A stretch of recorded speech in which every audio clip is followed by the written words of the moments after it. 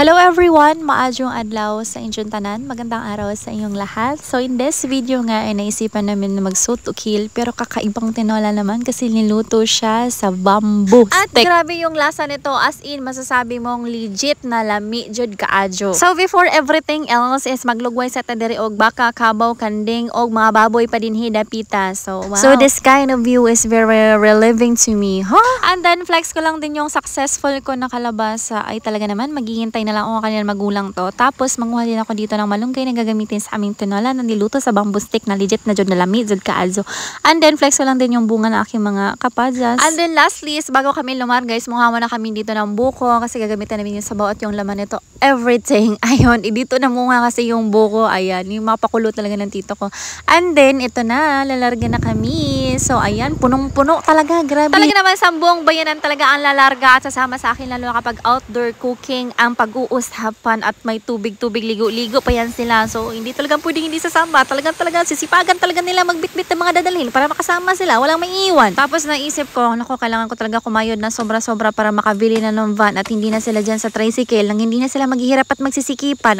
Char! Malay mo, malay natin, di ba? Sipagan lang at diretso lang ang daan. At pagdating nga namin dito ay agad naman nagpausok na si tatay. At nanguha na rin ng kawayan yung tito ko. Ito yung maganda kapag mag-vlog ka, marami kang assistant. Ayan, si tatay naman ay nagkuana ng mga panggatong para magiging uling. Tapos si Manoy Rini naman ay nag-ready na ng kawayan. So ako naman dito ay inuna ko na yung sinaing. Una ko palang nilagay ay kamote. So ina-slice ko lang ng maliliit. Tapos alternate. Kamote, bigas, kamote, bigas. Tapos pinasobrahan ko ng konti yung sabaw para sigurado namang maluto. Tapos tinakloban namin ng makapal na dahon ng saging para makulob naman at maluto maigi. So habang sila ay nag-prepare ng kawayan, ako naman dito ay mag-prepare ng pang tinola at pang ihaw. So ang unahin namin sa pagluto dito ay tinolang isdaan. It takes 30 minutes din para lutuin. At mahina lang yung apoy. Hindi namin pwedeng parasahin kaya basi umapoy yung aming kawayan dito na mahuman.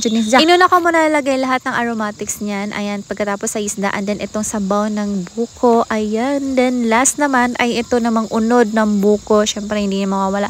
Yan talaga sobrang sarap as in. Lalo na yung sabaw. At syempre lalo na isda. Everything lamay dyan kaadyo. Tapos sili. And then dapat itong tanglad ay nasa ilalim din. Kaso nanguha pa sila ng tanglad doon kaya nahuli na yan. Kaya nakalimutan ko magdala ng tanglad sa bahay ba. Next naman ay itong ulo ng isda na iihawin namin. So tinimplahan ko lang yan ng paminta at asin. Sobrang init talaga ng apoy. Kaya naman mabilis lang talaga siya maluto. O ayan, luto na siya agad. At talaga naman maririnig nyo yung comment na nagbali dito sa sinugba. O ayan o. Everything is perfect na sana kasi sa sobrang excited ko, nakalimutan ko pala lagyan ng asin. So next ko naman dito ay itong pangkinilaw. Ayan, very simple and easy steps. So mo dyan yung sidza, may lami ikilaw kay tambo kadyang unod ba, then fresh pa kadyang isda. Hugasan ko lang siya ng suka and then pigain tapos lagyan ng ingredients. Yung paminta naman at lemon ay nasabay ko na agad siya sa mga ingredients. Ayan, lagyan lang siya ng konting asin at konting suka and then ready, get set, go. At habang naghihintay kami sa aming tinola na maluto, ay excited na ako i-open tong aming sinaing sa kawayan. First time ko kasi ito i-experience. Ayan, very happy si Inday dahil napaka-successful ng aming sinaing sa kawayan. Ayan, si tatay ang may alam nito. Yung mga kanununuan namin, si nanay at si tatay. Bali, lola at lolo ko. Pero nanay ang tatay lang tawag ko, okay?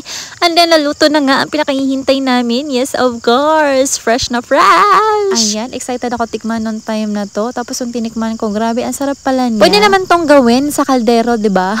Hindi na kailangan sa kawayan kasi medyo mahirap din siya pag sumandok ka ng sabaw kasi hindi siya masyadong open. Ayan. Gagawin ko ulit to for sure kasi nabitin ako sa sabaw dito dahil medyo marami kami at kunti lang yung sabaw na ilagay namin kasi medyo mahirap yung kawayan. Mabilis lang siya mapuno. Ayan, kain po tayo lahat, mga unta ni Jun tanan.